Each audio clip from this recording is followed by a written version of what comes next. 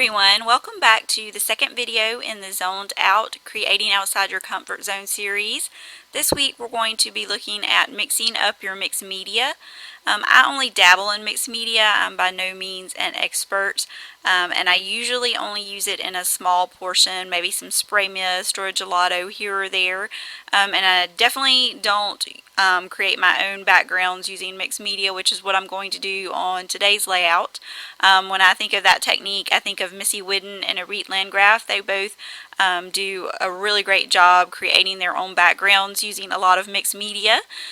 So that's what I'm kind of doing with my techniques here today. And you can see I'm using packaging. This is one of the techniques that both of those ladies use a lot on their layouts and get really fabulous results. So I'm giving it a try with some OA October Afternoon sprinklers here.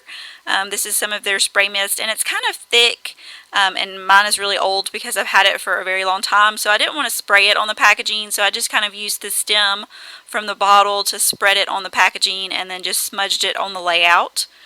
And I'm going to use some Heidi Swapp Color Shine, the mustard. This is one of my favorite colors. I'm surprised that I actually still have some of it left because this was probably one of the first ones that I bought, and I do use it a lot.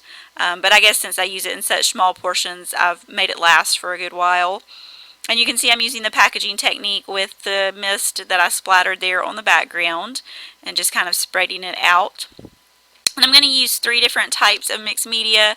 I'm using the color shines or the spray mist. I'm going to use gelatos and then some modeling paste. And you can see here I'm using the gelato with a Balzer design stencil. This is kind of a chevron arrow design that I'm using, and I'm just kind of coloring in the open parts of the stencil with the gelato and then using my finger to spread that color out.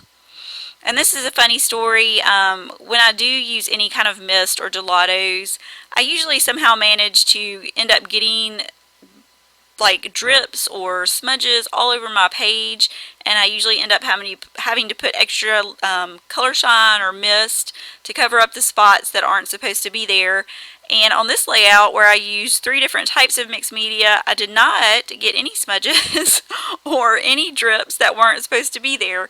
I don't know how that happened, but everything that's on this page is intentional. There was nothing there that wasn't supposed to be there. And maybe it was because I was using such a wide range of mixed media. Maybe I was a little neater in cleaning up. I do have some like towels there off to the side, some paper towels to kind of wipe up or wipe my finger because I'm using my finger a lot. So maybe I need to try the mixed media a lot more so I can keep my pages mixed media but less messy than what my regular pages are. So you can see I finished the gelato color, and now I'm going to add some modeling paste with that same stencil. And I'm just doing some portions. I'm not going to do the full stencil. And I'm actually keeping the modeling paste pretty thin because I'm going to be layering some embellishments and things over that. And you can see I'm leaving that center part there open. That's where I'm going to add my photo and just some of my embellishments and a few pattern papers. I'm going to use the Flutter collection from Fancy Pants.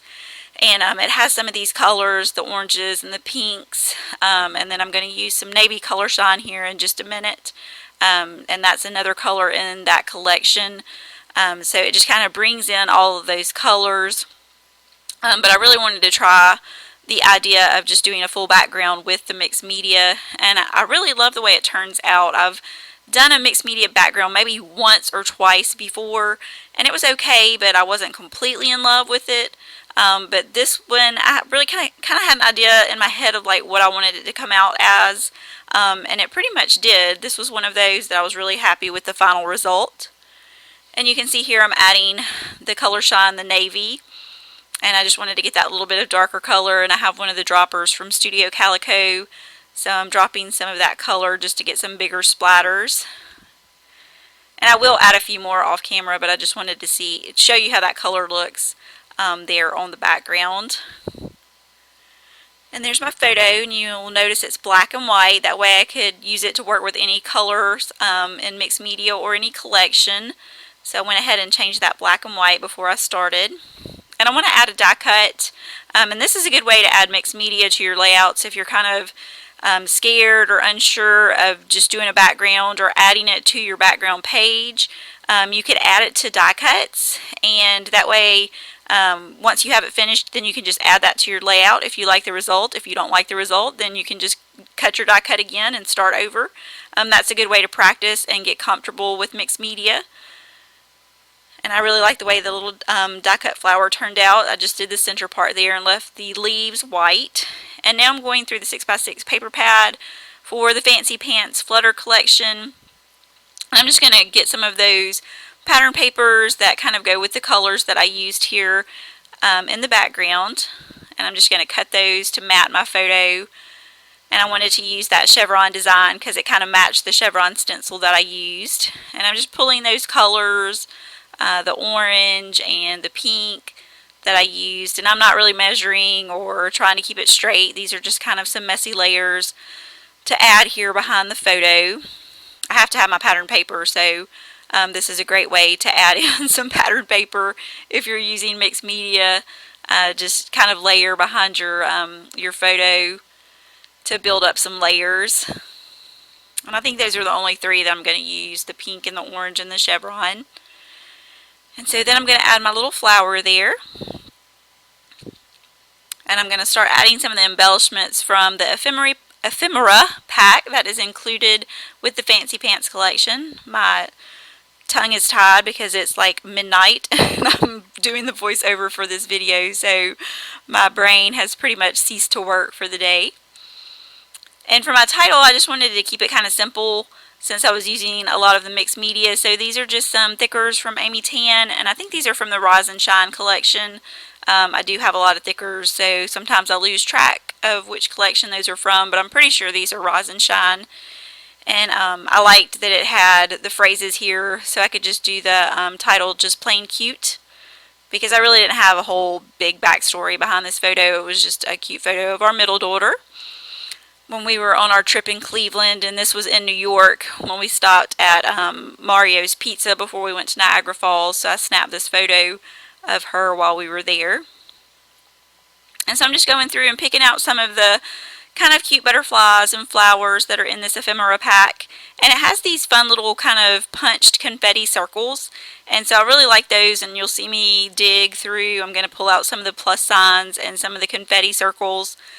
And I wanted to kind of mix those around the page to go with that mixed media kind of scattered look. And I really like the effect of those. So I'm just going to kind of dig through here. And you'll see me find spots to put those. And once I get them all in place, I'm going to glue those off camera because I didn't want to bore you with having to watch me put them all in place and then glue them all in place too. So I'm just kind of pulling out the pinks and the teal. And then there's a few gold pieces in there also. So I'm just kind of placing those around with some of the splatters and trying to balance them out on both sides of the page. And I wanted to add that little tag up there above the photo. And then it just says life. And I have to have a flare button. I really like the Fancy Pants buttons. They're a little bit bigger, and they do have the kind of pop dot adhesive, so I usually take that off and add some hot glue just to make it a little flatter so it doesn't stick up quite as high. And then these are some of the chipboard pieces, and I kind of liked that little butterfly, so I'm going to add him right there by the flower.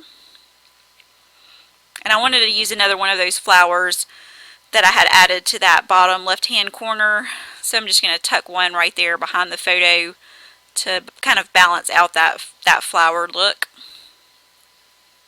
And now I have all my little circles glued down. And I'm just going to add a few more things here that I found in the ephemera pack that I really liked. I really liked this little border. It's cute with the different colors from the collection.